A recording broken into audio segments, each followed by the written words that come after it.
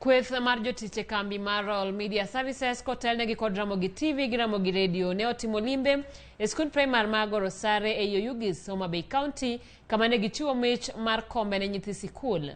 Ma ne otim kod sir mowuok kuom riwruok mar Greening Friends ma en mar osiepe ma osewuok oko mar ber aluora. Jatend Ramogi TV Joseph Bonyo mane otelo ne limbe no owacho ni gimor kod riwruok gi oganda ahinya to bero aluora, ka owacho ni gisebedo ka gilimo skunde ma opogore opogore kendo gipidho yiende.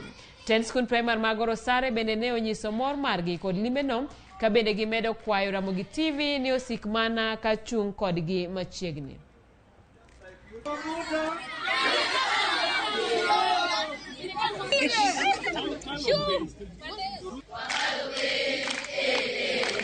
Chieng' makawuono olemwa gi Jo-Ramogi TV, Ramogi Radio to gi The Fraternity mwaluongo ni Greening Friends. Gidonate nwa desk 46. Waduoko ne Nyasaye erokamano ahinya, kendo amedo kwayo the group mondo med konyowa. Sikundwa ni duong', wan gi jopuonj mang'eny, nyithindo mang'eny, desk pod walak, chairs ma jopuonj bede walak, motivation ma jopuonj walak, motivation mar nyithindo to gi classes.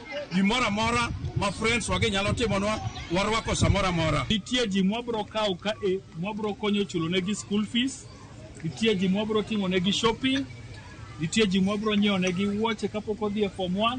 Koro nyaka uti matek. Wawinjore? Yes. Nikech wan ka wachiko to watimo ang'o?